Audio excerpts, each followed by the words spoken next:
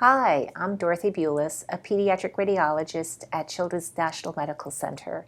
Today, I'm going to be talking about the ultrasound imaging of the neonatal abdominal emergencies.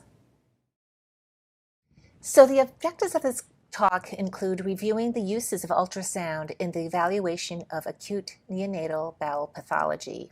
We'll discuss the advantages as well as the limitations of ultrasound in the assessment of abdominal pathology in the neonate. Ultrasound is a powerful tool in the evaluation of the GI tract in children. Of course, there's no radiation involved, it's inexpensive, there's no sedation. It exquisitely delineates mural layers with a high-resolution transducers, and in addition, it can assess both the vascular and dynamic properties of the bowel. We do need high-resolution linear transducers to be successful in evaluating the bowel. These can be as high as 10 to 17 megahertz. They can be convex, vector, or sector probes. We want high-quality Doppler capability with a high frame rate, low flow velocity sensitivity. Extended field of view, color Doppler imaging, all can help assess the bowel. This is a shout out to a free access site, the World Journal of Radiology. There's a nice article on abdominal ultrasound of the pediatric GI tract that is available. Notice the 5 layers of bowel. Here we have the echogenic mucosal interface with a hypoechoic mucosa, the echogenic submucosa, the muscularis, and then the serosa. We can look at bowel to assess for necrotizing enterocolitis, microcolon, Meconium Plug, even malrotation. And of course, it's very useful in the assessment of abdominal cysts and tumors. So the pathogenesis of necrotizing enterocolitis is still not quite worked out, but we know that hypoxia, ischemia, as well as bacterial invasion all can involve to result in necrotizing enterocolitis. Prematurity is the most common risk factor, but earlier hyperosmolar feeding, in the term infant heart disease, Hirschsprung's, can also put an infant at risk for this. Umbilical artery catheterizations with thrombi have also been associated with a higher incidence of necrotizing enterocolitis. The ileum and colon are the most common sites. Hemorrhagic necrosis can develop. Submucosal and subserosal gas bubbles can form. And finally, full thickness necrosis and perforation can develop. Radiographic findings can be fairly nonspecific. You may simply see a gasless abdomen or some dilated loops with separation that are somewhat tubular. More specific findings include pneumatosis and portal venous gas, at times somewhat difficult to visualize, particularly if there's a lot of dilated bowel or some residual stool. Free air can be quite obvious, as in this case, or fairly subtle and not well visualized on a supine film if you're not looking for it carefully. Ultrasound can be a very useful modality in trying to look for both early and late findings. One can see bowel wall thickening, hyperemia. One can actually Doppler vessels. The superior mesenteric artery normally should have antegrated flow and diastole. When there is severe ischemia to the bowel, one can actually see reversal of diastolic flow or even absent flow in the mesenteric artery. Late findings include portal venous gas. Radiographically, we'll see the tracking along the liver. By ultrasound, the appearance can be very striking and sometimes not even realize what you're actually are seeing are air bubbles that are tracking throughout the liver parenchyma, as you can see in these 2 images. When looking at the portal vein, as you insonate, you may actually hear these flecks of bubbles coursing through the portal vein, and you can see them as these little spikes. And you can hear them as well. Here's an example where you can actually see the bubbles coursing through the portal vein. And again, you can see in the periphery the liver parenchyma heterogeneous because of the air bubbles as well. With power Doppler, one can also identify the bubbles passing through that portal vein. Late findings also include pneumatosis. We look for air bubbles within the wall on radiographs. By ultrasound, this can also be visualized within the wall as foci of increased echogenicity. At times, it may be difficult to decide whether something that's an air bubble is intraluminal or within the wall. With real time, you can actually see the bubbles that are intraluminal moving, while those that are within the wall staying in the wall of the surface of the bowel loops. We can also see a combination of bubbles within the wall, thickening, decreased peristalsis of the bowel. So here we have some evidence of abnormally dilated, thickened wall bowel with decreased peristalsis in ileus.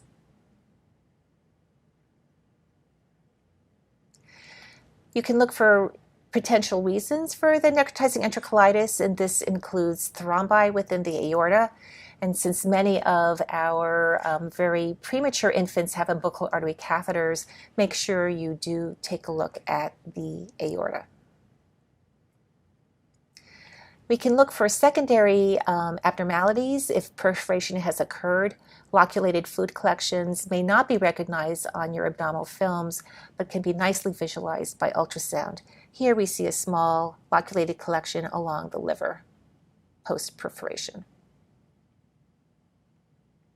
Here is a larger collection. Eventually, as the perforation seals off, you can start getting calcification of the cysts.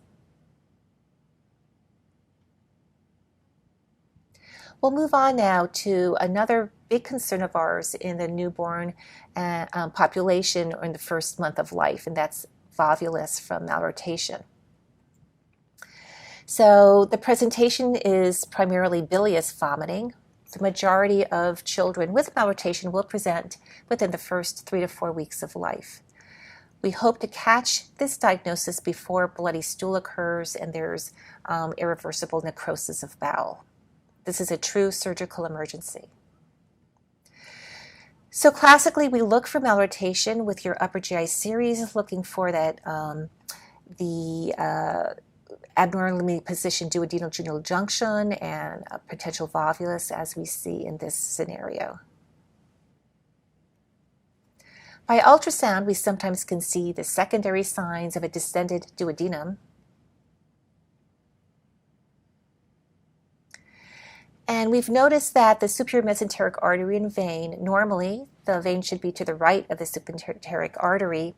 With malrotation, it can be reversed. This could be, again, an indirect sign that the infant has malrotation. We can see this in patients with heterotaxy. Here again, we have an aorta. The SMA is to the left of the SMV.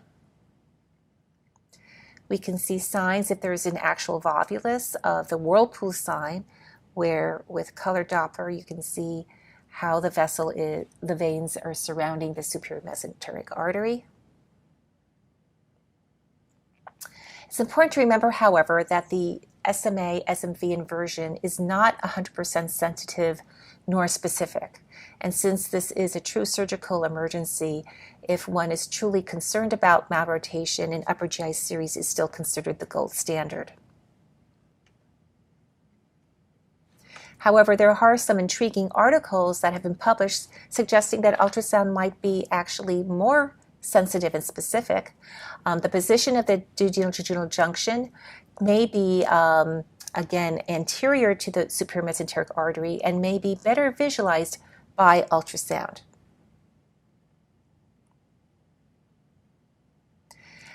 Again, since this is a true surgical emergency, it probably behooves us to do not just an ultrasound, but an upper GI if we are suspicious of malrotation.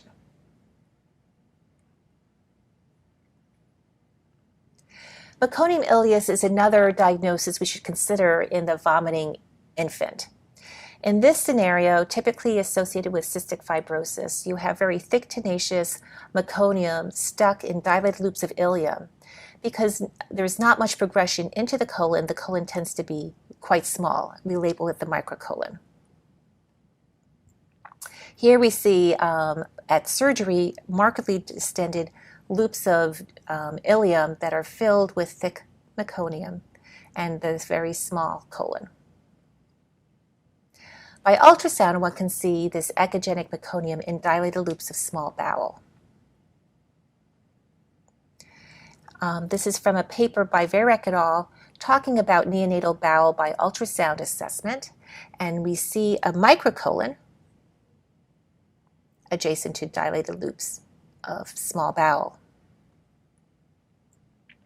Here's a case that I had recently where you see a microcolon by the contrast enema and markedly dilated loops of small bowel. By ultrasound, we can see, again, a very small colon adjacent to markedly distended loops of small bowel filled with meconium. So ultrasound can very directly demonstrate microcolon as well. Here's another case where again you see the microcolon with some dilated ileum filled with meconium. Verek in her article also talked about being able to look at normal-sized colon and making the diagnosis of Meconium Plug. That's quite different looking in appearance on ultrasound from Meconium ileus. Another issue that we deal with in the newborn population is anal atresia. And one question is whether there's a high or low anal rectal abnormality. If it's a high obstruction, the rectum ends above the levator sling. That's highly associated with other anomalies and may require an ostomy before they do a primary pull-through. With a low anal rectal anomaly, the rectum ends below the sling and immediate pull-through surgery might be able to be performed. Both of these have associations with spine anomalies, Currarino's triad, sacral anomalies. Some papers have suggested using ultrasound to determine whether it's a high or low rectal end, and you can use this via a suprapubic, perineal, or infracoccygeal approach. Timing is an issue. If you do the study too early, the distance between the anus and the end of the rectum may be falsely elongated and suggest that it's a high lesion rather than a low lesion. So there are some recommendations to wait until at least a day of age before doing either an ultrasound or x-rays. Here we have an imperforate anus measuring approximately 8 millimeters, suggesting this is a low lesion. I think an important useful tool for ultrasound is to identify if there is an accompanying fistula. When urine mixes with meconium, it can calcify. So by ultrasound, if you see these echogenic foci within the dilated rectum, this suggests that there is indeed a fistula associated with the anal atresia. We'll move now on to hypertrophic pyloric stenosis. Now, this is not something that occurs in the first day of life. It is most commonly associated in males, commonly the firstborn, and we start seeing it as early as 2 weeks, but more commonly between 1 and 3 months of age. We can see on these images that the mucosal, the muscularis gets thickened over time, and we can indirectly look at this using upper GI series. Presentation includes non-bilious vomiting, with the infant becoming dehydrated and alkalotic. By exam, one might palpate an olive. On abdominal radiographs, these are not particularly helpful because you can have a crying baby with a large distended stomach without a pyloric stenosis, or you could have an infant with pyloric stenosis who's vomiting. So we don't recommend doing abdominal films to help make this diagnosis. In the old days, upper GIs used to be performed, and you would look for secondary signs of obstruction with the string sign, shoulder sign, suggesting that there is tight pyloric stenosis with hypertrophied muscle. When ultrasound was developed for pyloric stenosis, this really was an ideal exam because it directly looked at the muscle. And at this point in time, most centers use 3 millimeters as a cutoff of the antropyloric muscle. The channel length can also be elongated, and various centers use 14, 15 to 17 millimeters as their cutoff lengths. Secondary signs may not be completely useful because you'll see little passage of gastric contents both with pylorospasm and pyloric stenosis. It is important to remember that the thickening develops over several days, so if you have a premature infant or catching it early, the muscle may be somewhat thinner than a few days later. It is important as you do the exam to image over time to differentiate pylorospasm, which is transient, versus a true pyloric stenosis. So here we have an example of a longitudinal image of the pylorus, very similar to this drawing. Here you see the pyloric channel with thickened muscle on both sides. In the transverse plane, that most easily will give you the true measurement of the muscle. It should measure greater than 3 millimeters to be considered abnormal. Here we have another example of both the transverse and longitudinal planes, both demonstrating a nice thick muscle on the transverse plane as well as the elongated channel. And here a last example. It's useful to do the actual measurements of the thickness of the muscle in the transverse plane and make sure that when you are looking at the longitudinal plane that the muscle is relatively symmetric both at the anterior and posterior aspects. And here a last example. Beware the early pyloric stenosis. This was a 3-week-old where the pyloric muscle measured not quite 2.5 millimeters. It was also borderline in its length. In these cases, it may, if the surgeon is uncomfortable calling this a true pyloric stenosis, just getting a follow-up a few days later can demonstrate rapid further thickening of the pylorus. Another problem is to make sure that you are actually measuring the pylorus itself. This was an error in that the sonographer was measuring what she thought was the pylorus, which measured less than 3 millimeters, and it also looked like it was not that elongated. However, notice that we're quite high up, and this is the stomach, but this is not the pylorus actually. It's actually the GE junction. That can be a mimicker of pylorics. This patient actually did have a pyloric stenosis when we properly looked at the pylorus down by the antrum. We do look at the GE junction at times. There have been several papers suggesting that we can use ultrasound to assess for gastro-esophageal reflux. There are uneven standards currently, however, for grading.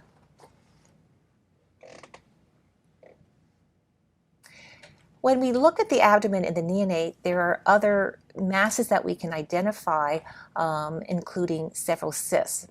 Duplication cysts are one of them, and these can be masses anywhere adjacent to any of the bowel. They can be somewhat cystic or tubular. They can be fairly benign, but can present with obstruction or biliary obstruction. So duplication cysts, as mentioned, can be clear. They can have some debris within them. Using your high linear transducers, you can see the double mucosa sign that can really differentiate this from other simple cysts.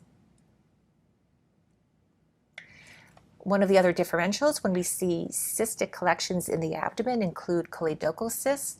These can be within the region of the bile duct or a separate cyst.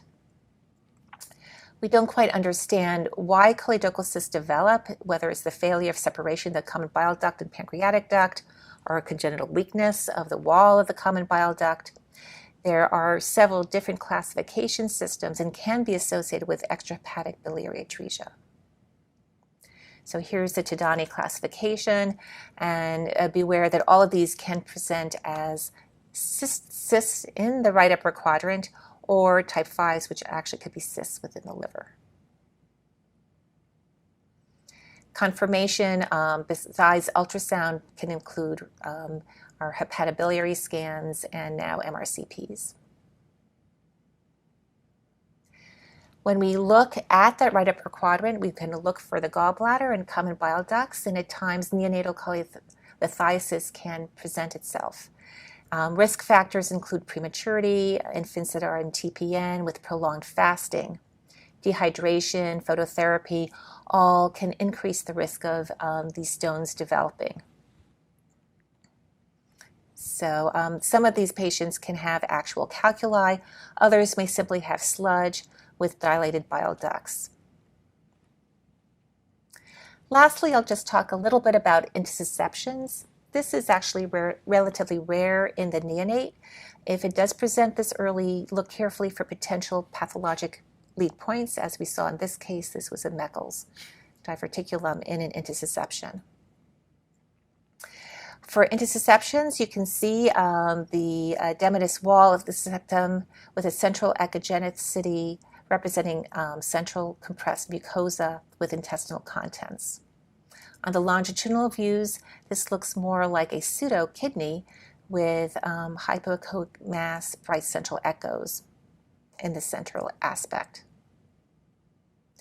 Again, this is another example of a Meckel's diverticulum in a relatively younger neonate with an intussusceptum that required resection. Small bowel intussusceptions can also be identified at times. They also can be secondary to lead points such as polyps, Meckel's diverticulum, and just be aware that these are more transient and do not require enemas to reduce them. So we went through a lot of differentials when we look at a neonate with potential abdominal emergencies. Ultrasound is a wonderful modality, but is operator dependent, and we have to decide where we're going to be looking. Do we look at the entire abdomen? Do we measure everything, or do we do a focal exam? These infants are quite unstable, and they may have issues when you're pressing on the abdomen, so gentle handling is quite important. You want to make sure that you keep the transducers clean, your hands clean, and keep the infant warm in the incubator. These can be very long studies, and yet the infants may be too fragile to handle such a long exam, so you may need to do a more focused study and to keep them warm. Overlying gas, when there's dilated bowel loops, can also limit imaging.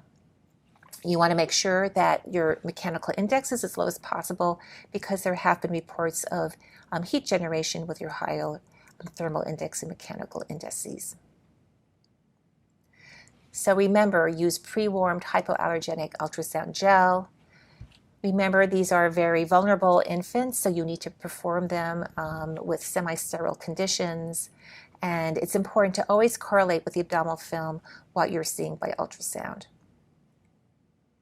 So ultrasound is a wonderful tool for the assessment of many neonatal bowel conditions. Be creative, use that high linear transducer, use your Doppler, look at real time. But remember, studies may be equivocal and require fluoroscopy or abdominal films to help make a more specific diagnosis. Thank you for your time.